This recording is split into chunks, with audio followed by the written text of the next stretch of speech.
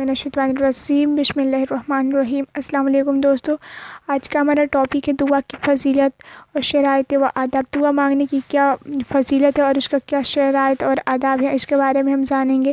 تو ویڈیو کو شروع کرنے سے پہلے ہماری ایک چھوٹی سی ریکویسٹ ہے، آپ لوگ ہمارے چینل پر نئے ہیں تو ہمارے چینل کو سبسکرائب کریں اور بیل آئیکن کو پریس کریں تاکہ ہمارا ہر ویڈیو آپ تک پہنچتا رہے۔ تو آئیے شروع کرتے ہیں۔ دعا کے معنی پکارنے والا اور بلانے والا ہے۔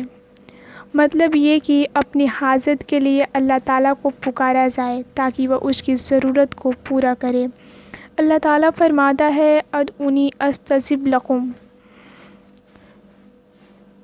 تم مجھے پکارو میں دعا قبول کروں گا، اور فرمایا اجیب دعوت الداعی اذا دعان، جب پکارنے والا مجھے پکارتا ہے تو میں اس کی پکار کو قبول کر لیتا ہوں، اور فرمایا ادعوا ربکم مدرًا خفیہ، لوگوں اپنے پروردگار کو گڑ گڑا کر اور چپکے چپکے پکارو۔ رسول اللہ صلی اللہ تعالی وسلم فرماتے ہیں کہ دعا ہی عبادت ہے، اور فرمایا دعا عبادت کا مغز و غدہ ہے، اور فرمایا دعا مومن کا ہتھیار ہے۔ اور حضور صلی اللہ تعالیٰ علیہ وسلم فرماتے ہیں اللہ تعالیٰ کے نزدیک دعا سے زیادہ عزت والی کوئی چیز نہیں ہے، اور دعا تقدیر کو بھی پھیر دیتی ہے۔ دعا ہر مصیبت کو روکنے والی ہے۔ اللہ تعالیٰ دعا کرنے والے سے بہت خوش ہوتا ہے اور دعا کرنے والے کی دعا قبول فرماتا ہے، اور جو مانگتا ہے اس کو دیتا ہے، مگر یہ سب اسی وقت ہوگا جب کہ وہ دعا کی آداب اور شرائط کو مد نظر رکھے اور اس کو پوری پابندی کرے، ورنہ قبولیت کی امید نہیں رکھنی چاہیے۔ دعا کرنے والا بیماری کی طرح ہوتا ہے۔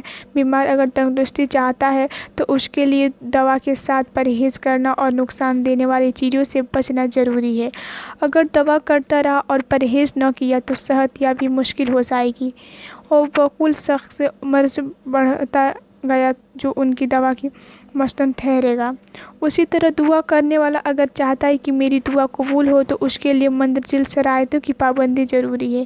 تو آئیے ہم جانتے ہیں یہ شرطیں کیا ہیں۔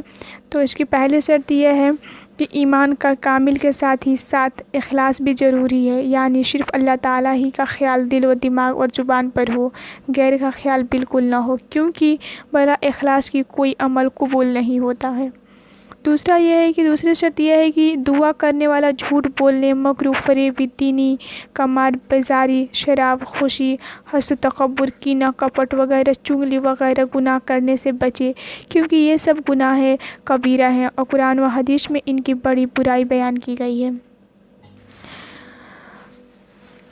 دعا کرے اللہ تعالیٰ آداب کو خود سکھاتا ہے، اور اپنے رب کو گڑ گڑا کر پکارو اور یہ سمجھو کہ میرا رب میری بات کو سنتا اور میری ہر حرکت کو سنتا اور دیکھتا ہے، اور میرے سامنے موجود ہے۔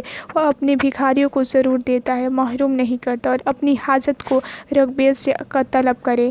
ایسے لوگوں کو اللہ تعالیٰ سورہ انبیاء میں آیت نمبر 9 میں خود تعریف کرتا ہے۔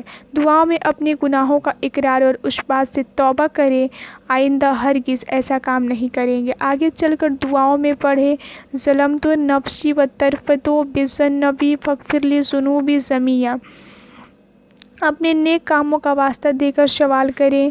دعا سے پہلے وضو کرنا مستحب ہے، اور وضو کرنے کے بعد 2 رکعت نماز نفل پڑھے۔ حضور صلی اللہ تعالیٰ علیہ وسلم کا ارشاد ہے کہ جس نے اچھی طرح وضو کر کے 2 رکعت نماز پڑھی پھر اپنے رب سے دعا کی تو اس کی دعا دیر سویر ضرور قبول ہوگی۔ دعا کرتے وقت قبلہ کی طرف رخ کیجیے، کیونکہ شریعت نے نماز کا رخ اسی کو بتایا ہے۔ رسول اللہ صلی اللہ تعالیٰ علیہ وسلم دعا کرتے وقت قبلہ کی طرف رخ کرتے تھے۔ دعا کرنے سے پہلے اللہ تعالیٰ کی تعریف کیجیے اور نبی صلی اللہ تعالیٰ وسلم پر درود بھیجیں، اور پھر دعا کر کے اللہ تعالیٰ کی تعریف اور نبی پاک صلی اللہ تعالیٰ علیہ وسلم پر درود سلام بھیج کر ختم کیجیے۔ یعنی دعا سے پہلے اور بعد میں حمد و صلوات و سلام ہونی چاہیے۔ دونوں بات کشادہ کر کے چہرے اور دونوں مونڈوں کے مقابلہ میں اٹھا کر دعا مانگیں۔ دعا سے فراغت کے بعد دونوں ہاتھوں کو چہرے پر پھیرنا چاہیے۔ دعا استغفار 3 بار کرو۔ رسول اللہ صلی اللہ تعالیٰ علیہ وسلم 3 بار دعا فرماتے تھے۔